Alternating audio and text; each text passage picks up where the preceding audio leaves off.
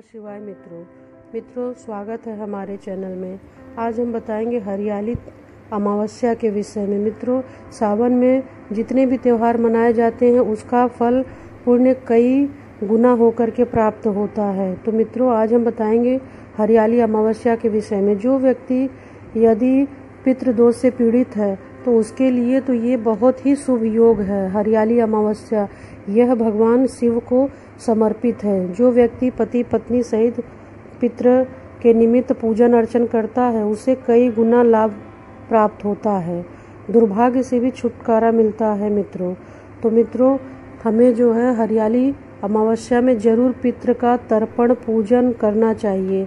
इस दिन हो सके तो गाय पक्षी आदि को चारा अवश्य डालना चाहिए और गरीबों को भोजन अवश्य कराना चाहिए। हो सके तो ब्राह्मण को दान दक्षिणा अवश्य देना चाहिए। इससे हमें कई गुना फल प्राप्त होगा मित्रों। इससे हम पितृदोष से धीरे धीरे मुक्त होते चले जाएंगे, क्योंकि यह योग जब हमारी कुंडली में बनता है तो जीवन को तबाह कर देता है।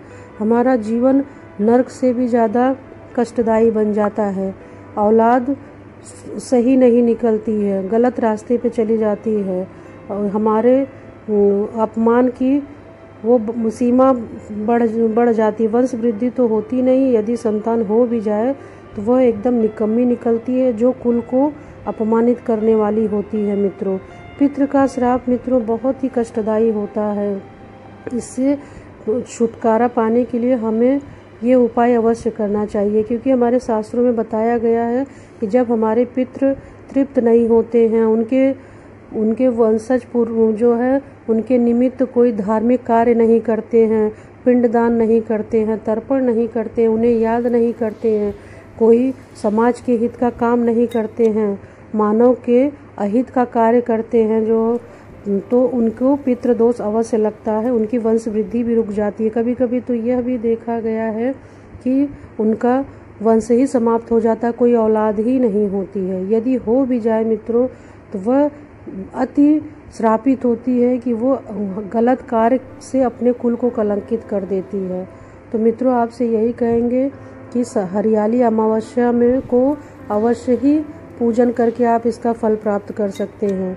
पितृदोष में यह देखा गया है मित्रों, अचानक से कोई बहुत बड़ी समस्या आती है, आमदनी 1 रुपए की नहीं रहती है, लाखों का खर्च आकर के सर पे गिर जाता है, मार कष्ट पे कष्ट मित्रों होता जाता है, बहुत ही कष्टदायी। हम जनमानस में इसको देखे हैं, हमारे समाज में ये देखा गया। जो व्यक्ति पीड़ित होते हैं उन्हें नरक से भी ज़्यादा यातनाएं भोगनी पड़ती हैं।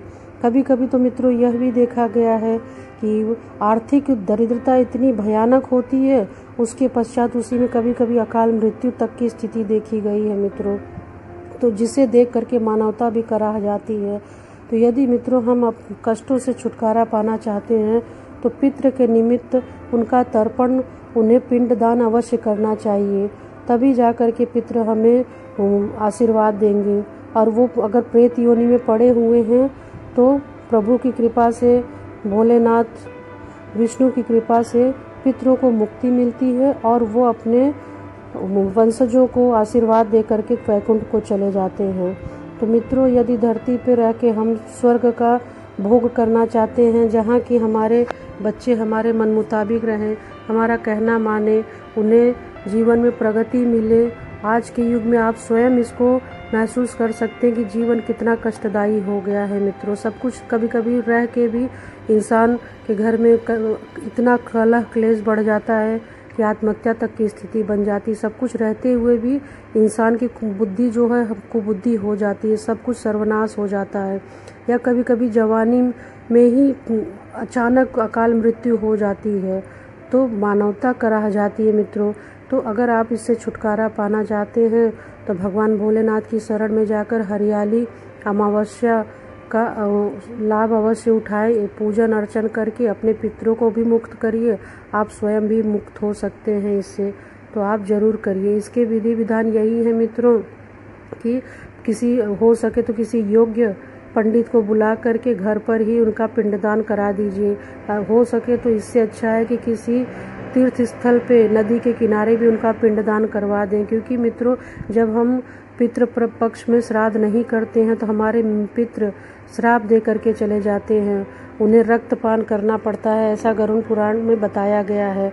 मित्रों, रक्तपान करके पितृ कराहते हुए इस संसार से अपने वंशजों को श्राप देते हुए जाते हैं। उसी श्राप के कारण हम धरती पे ही नरक सा जीवन भोगते हैं। गरुड़ पुराण में यही बताया गया मित्रों कि नरक और स्वर्ग क्या होता है, जिसे आप स्वयं महसूस कर सकते हैं। जिसे पितृदोष लगा है मित्रों, कितना भी दिमाग बुद्धि होने के बाद भी इंसान को सफलता नहीं मिलती है। और जिसके यहाँ मित्रों पितरों का आशीर्वाद है, उन्हें बहुत विवेक न होने के बाद भी उनके घर में सुख शांति समृद्धि पैसों का आगमन माता लक्ष्मी की कृपा दे बरस रही है। आप स्वयं इसका अनुभव कर सकते हैं मित्रों। भले ही यह आधुनिक युग है, लोग इसको ना माने, पाश्चात्य शैली की वजह से लोगों को लगता है ये ढकोसले हैं, इसका कोई मतलब नहीं है मित्रों। लेकिन धीरे धीरे जब इंसान स्वयं माता पिता बनता है तो इसका अनुभव वह स्वयं करता है कि उसके बच्चे जो है कैसे गलत रास्ते पे चल गए हैं। आमदनी का 1 रुपया मनुष्य के जीवन में नहीं हो पाता है, बीमारियां लाखों की हो जाती हैं, इतनी बड़ी बड़ी बीमारी हो जाती है मित्रों, इलाज कराना मुश्किल हो जाता है। घर गृहस्थी घर भी बेचने की स्थिति में आ जाता है मनुष्य इंसान मित्रों। ये बहुत कष्टदायी होता है। अगर इससे छुटकारा पाना चाहते मित्रों तो आपसे यही निवेदन है कि आप इसको अवश्य करिए। इससे आप समस्त संकटों से छूट जाएंगे।